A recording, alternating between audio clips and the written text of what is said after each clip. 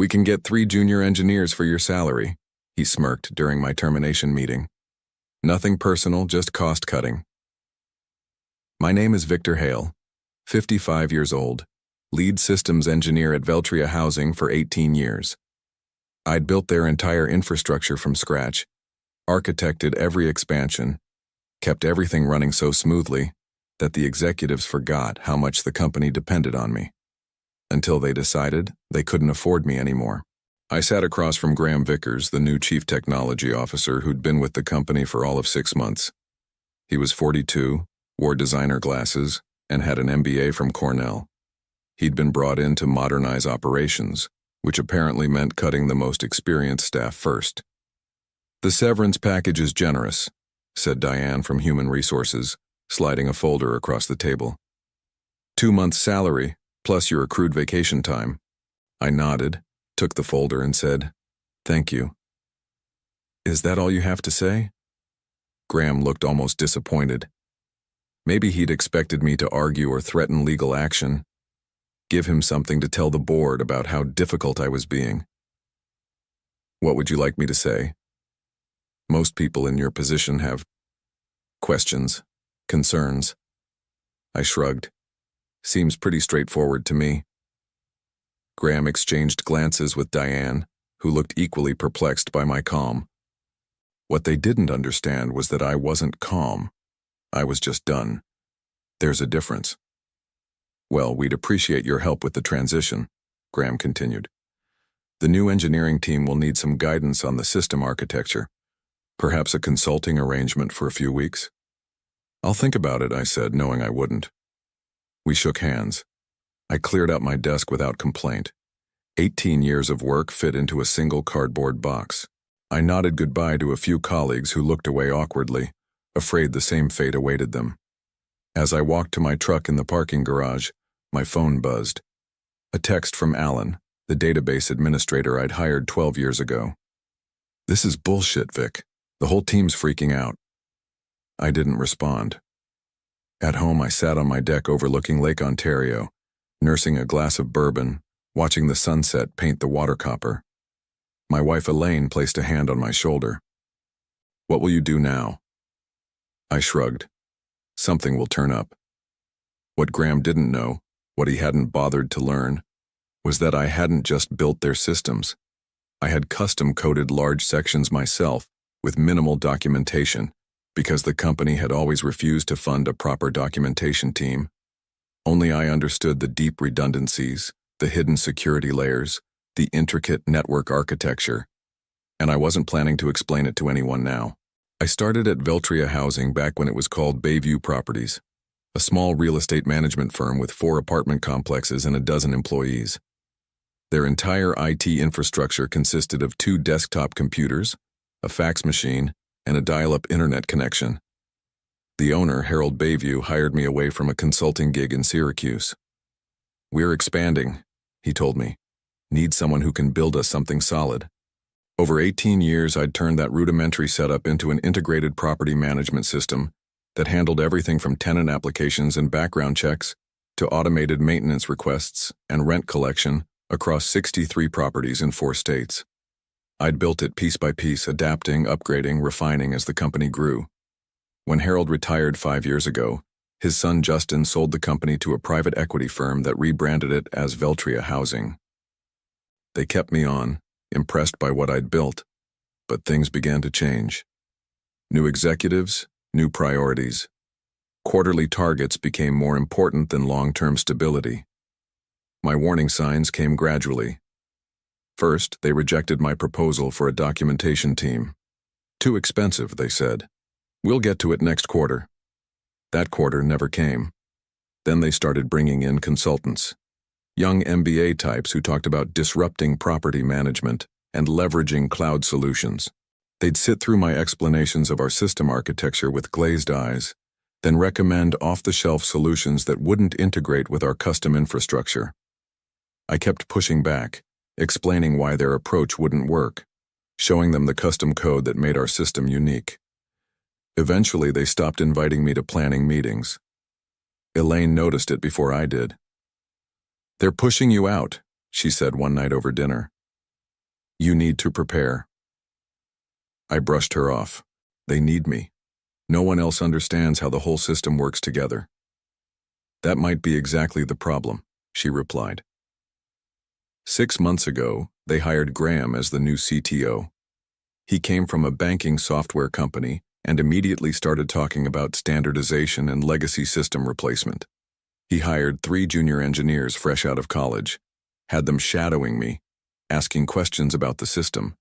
I answered their questions, but I knew they weren't grasping the complexities. How could they? It had taken me years to build those systems, to understand the interdependencies, to create the redundancies that kept everything running smoothly when problems arose. Last week, Graham stopped by my office. "Quick meeting tomorrow morning," he said casually. "Just a quarterly check-in." I should have seen it coming. The first call came 2 weeks after my termination. I was in my home office updating my resume when my phone rang. Graham Vickers. I let it go to voicemail. "Victor, it's Graham. We're having some issues with the tenant portal. The junior team is working on it, but they're having trouble understanding some of your code architecture. Could you give us a call back? It would just be a quick consultation." I deleted the message and went back to my resume. 3 more calls came that day, each voicemail sounding increasingly desperate. By evening, Alan texted me. "System's been down all day. Maintenance requests aren't processing. Graham's losing his mind." The next morning, Diane from HR called. "Victor, I hope you're doing well. I'm calling because we'd like to discuss a consulting arrangement, just temporary, to help with some current system issues. The compensation would be quite generous." I picked up my phone. "How generous?" $300 per hour, minimum 4-hour engagement." "I'll think about it and get back to you," I said, then hung up. I sat at my kitchen table, staring out at the lake. Elaine placed a cup of coffee in front of me. "What are you thinking?" "I'm thinking they're finding out exactly what I'm worth." Over the next 3 days, the calls increased.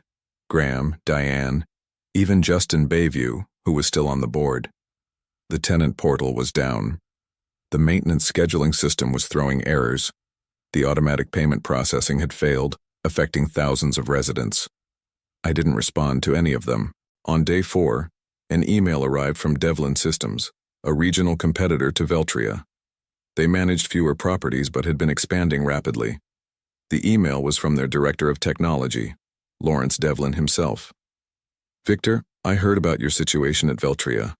We've always admired your work from afar. Would you be interested in discussing opportunities with us? We're looking to upgrade our entire property management infrastructure."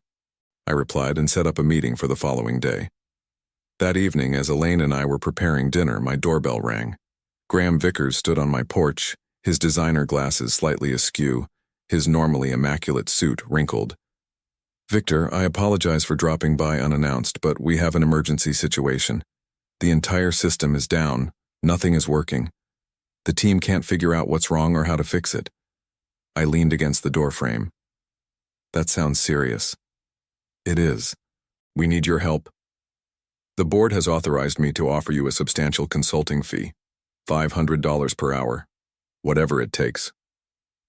I thought about the cardboard box in my garage, 18 years of work reduced to a few mementos. I thought about nothing personal, just cost-cutting.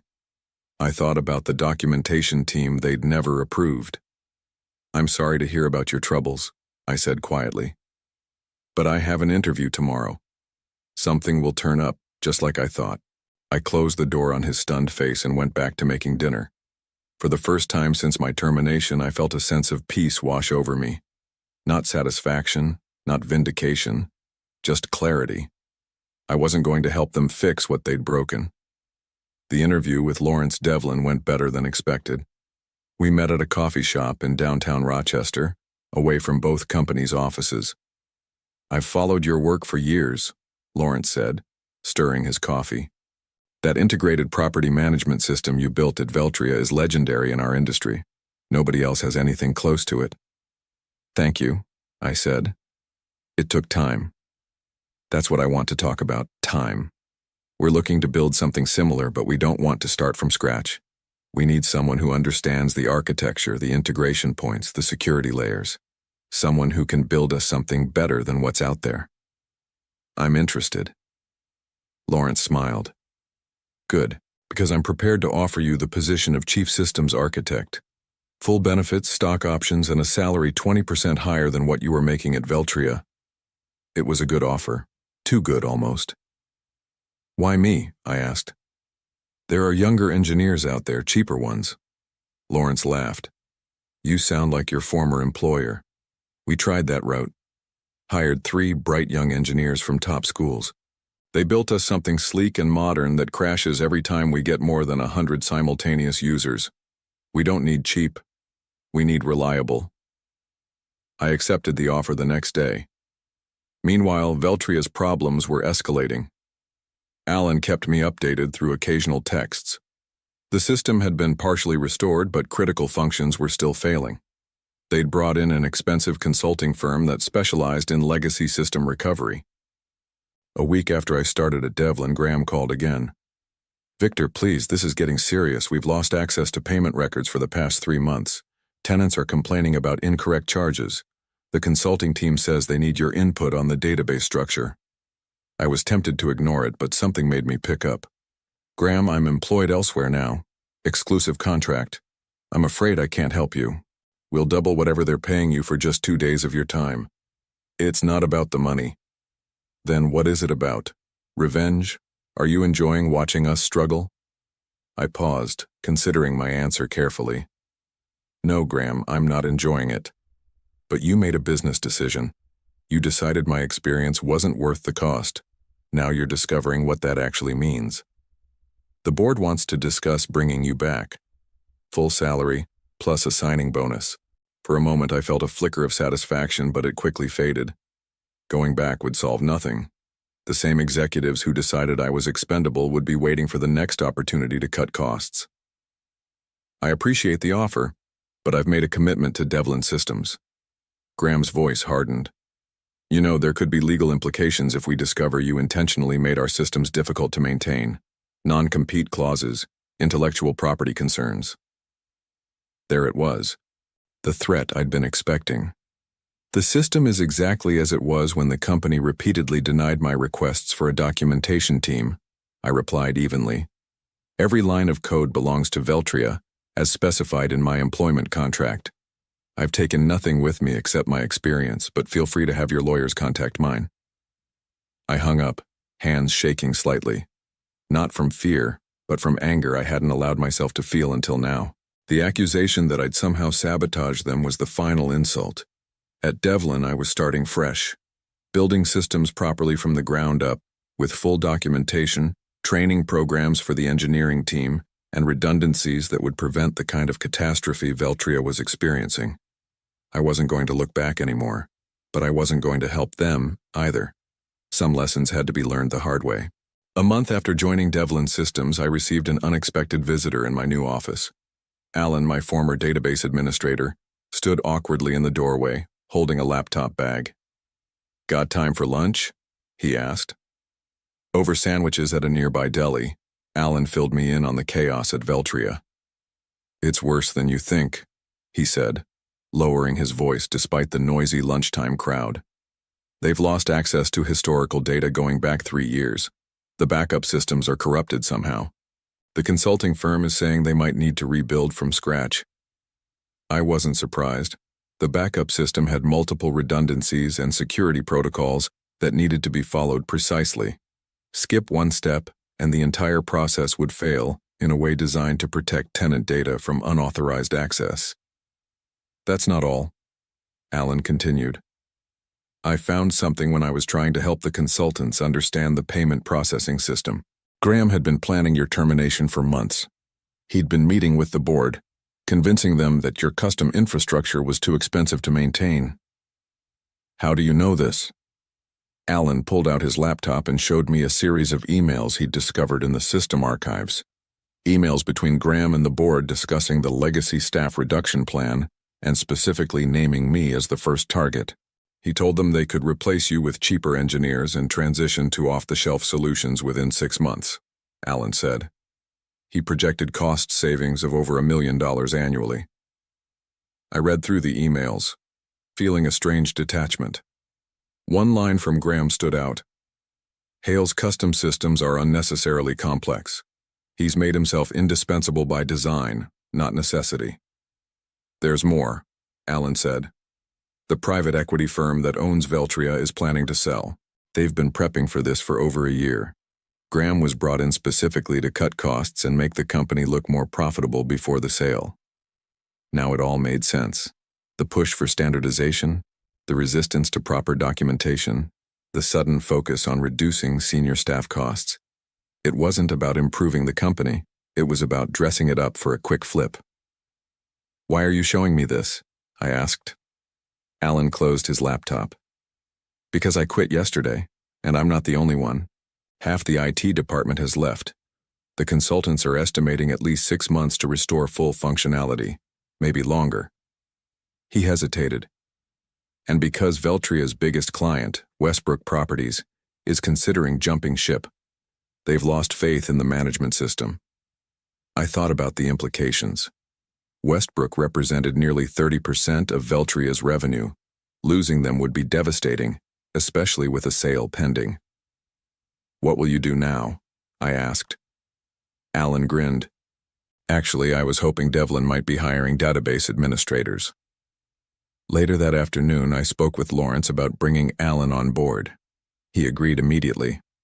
We were building a team, brick by brick, with people who understood what it meant to create systems that lasted. That evening, I received another call from Graham. This time, his voice had lost its authoritative edge. "Victor, please. The situation is critical. Westbrook is threatening to terminate their contract. The board is questioning my decisions. We need your help." "I'm sorry, Graham, I can't help you. Name your price, anything." "It's not about price. It's about respect for experience, for the work that goes into building something right the first time." The line was silent for a moment. "You knew this would happen," he said finally.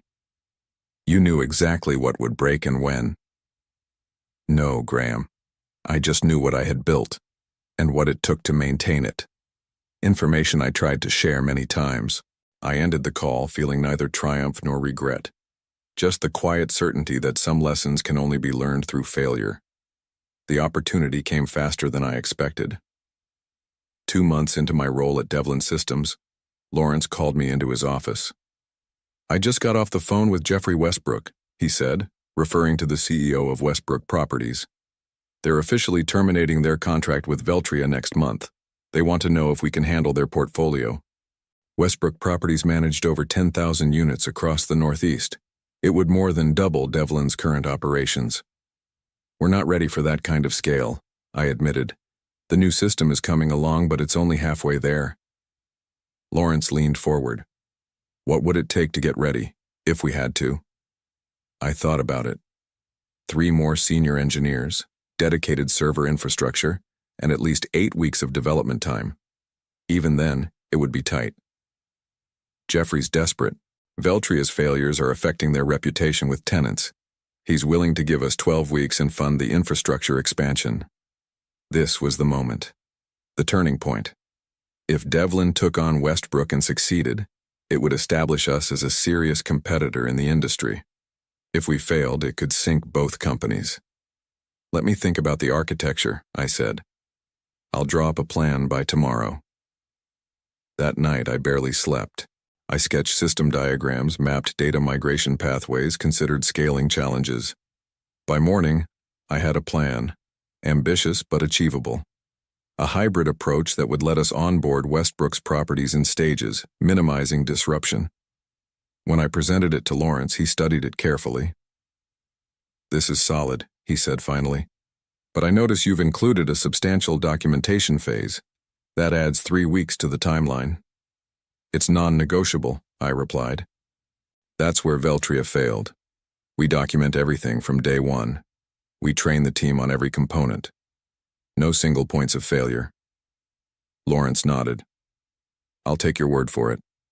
Let's move forward." The next weeks were intense. We hired 5 more engineers, including 2 who had recently left Veltria. Alan built a database migration tool that could translate Veltria's data structure into our new system. I designed a modular architecture that could scale with Westbrook's needs.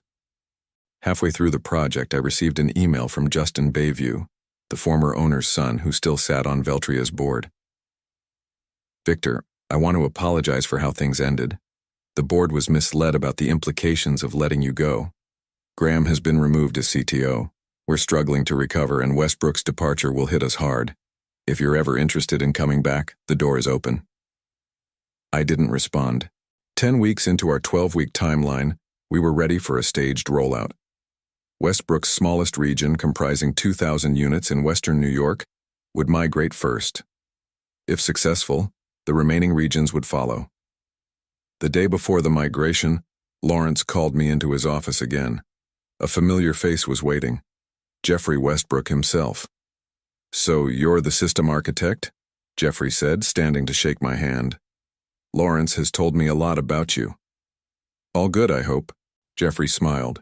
"He says you've built us something that won't break down every time we add a new property. Something that will grow with us." "That's the plan." "I also hear you used to work for Veltria." I nodded, unsure where he was going with this. "They're in trouble, you know. The private equity firm is trying to sell, but with Westbrook leaving and their system still not fully functional, they're not finding many interested buyers." He paused. "Except one." "Who's that?" I asked, though I suspected the answer. "Devlin Systems," Lawrence said. "We're considering making an offer, at a substantial discount to what they were valued at 6 months ago." I looked between them, processing the implications. "If that happens," Jeffrey continued, "we'd want someone who understands both companies to lead the integration, someone who could salvage what's valuable from Veltria's infrastructure while transitioning everything to your new architecture." "Are you asking if I'd be willing to work on that?" I clarified. Lawrence nodded. "Only if the acquisition goes through, and only if you're comfortable with it." I thought about the irony. The system I'd built, the people I'd trained, the company that had discarded me, all potentially coming back under my direction. "I'd be willing," I said finally. "But I have one condition. We do it right. Full documentation, proper training, no shortcuts." "Agreed," Lawrence said. "We've learned that lesson." As I walked back to my office, I felt no vindication, no desire for revenge. Just the simple satisfaction of knowing that good work, done right, eventually speaks for itself. 6 months later, I stood in the lobby of what had once been Veltria Housing's headquarters. The sign now read, "Devlin Integrated Property Management." The acquisition had gone through for less than a quarter of what the company had been valued at before my departure. Lawrence and I walked through the office, greeting former Veltria employees who would be staying on through the transition. Some looked away awkwardly. Others smiled with relief. A few, those who had worked closely with me over the years, nodded with quiet understanding. Graham was gone, along with most of the executive team that had approved my termination. Justin Bayview had stayed on as a consultant, helping ease the transition with legacy clients. When we reached the server room, my old domain, I paused. Through the glass, I could see the hardware I'd specified, the blinking lights of systems I'd designed. "Want to go in?" Lawrence asked. "No need," I replied. "We'll be migrating everything to the new infrastructure anyway." In the main conference room, the remaining Veltria staff had gathered for the announcement. Lawrence introduced me as the Chief Integration Officer, who would be overseeing the technical transition. "Many of you already know Victor," he said. "He built the original systems that ran this company for nearly 2 decades. Now he'll be guiding us through the integration of both companies' technologies into something better than either had before." As I looked out at the faces, some familiar, some new, I felt no triumph, no desire to say, "I told you so." What would be the point? Instead, I spoke briefly about the transition plan, the timeline, the support that would be available to everyone during the process. I emphasized that no one would be left behind due to cost-cutting measures.